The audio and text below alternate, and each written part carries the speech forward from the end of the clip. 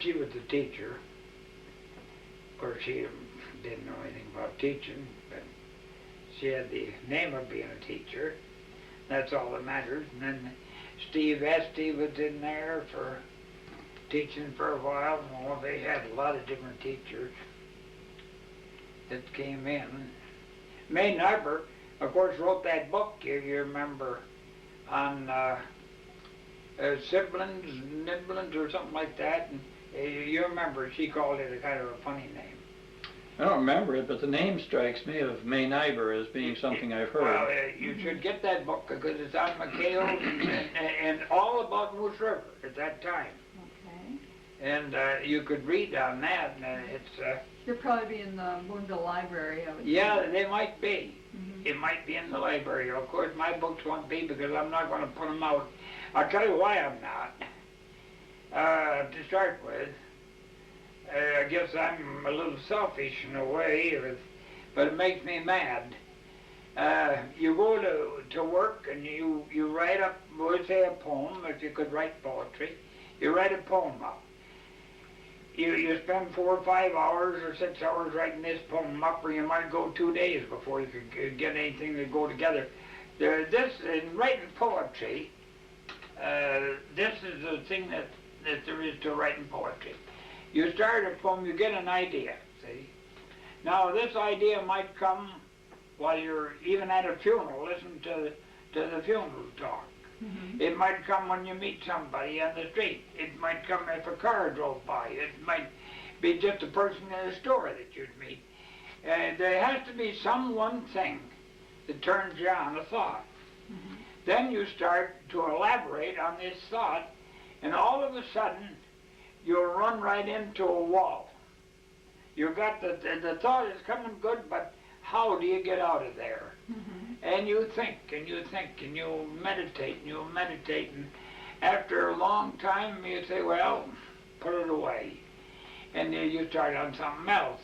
Well, then sometime you come back to this, and you pick it up, and you read it, and there you figure, it probably don't come out, put it away. But maybe the next time, something will come to you. Mm-hmm. Just how you want to get out of that spot, and then you go on with your poem. So sometimes a poem is 2 months long before you get it done. Mm-hmm. Now then, you put it in the book and you take it to the store and consider it as just one poem. What happens to that one poem that you spent 2 months to get it wrote? They want 20% mm-hmm. of your book. Now, they're not entitled to 20%. What the hell, you put your book in there, they haven't got a nickel tied up into it, nothing. Mm-hmm. They haven't invested 5 cents. You set them in on the thing, and if they sell them, but they want 20%. And I say that's too much of a profit. It makes me mad. I wouldn't pay them 20%. Well, when you get it published, be sure to let me know. I'd like a copy. They're about the only way they'll get them is to write me on thing. I'll make a note of that in the book. If you're interested in this way, you can get a copy of it by sending to me with your card or something and telling me you need one. How soon do you expect to have it out? Well, it depends on Mike when he gets them done. See, Mike is typing them. Mm-hmm. And he told me that I'd save about $200 if he typed them up. Mm-hmm. And he has to be just the size. I told him what size. It's a small book. And I think it's 5.5 or 7.5. He has to keep the writing in. Mm-hmm. Because I think it's 8-inch book. He wants a 1/2-inch margin on it, see. And, but Mike has been busy. See, he does that, see, and then he'll run them through, see. He's got... And now, he got my book of poetry down there.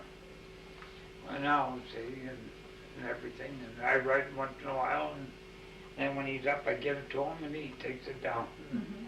Eventually, he'll get, all I want is 54 poems. See, there's 56 pages.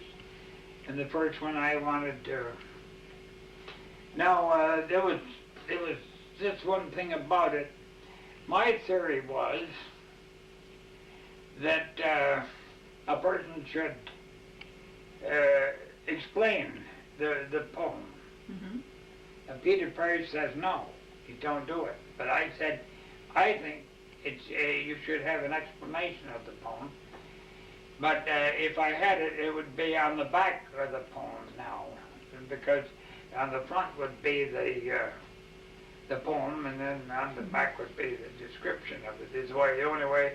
But I don't want to put in any more pages in the book. See, so I could like that. But I think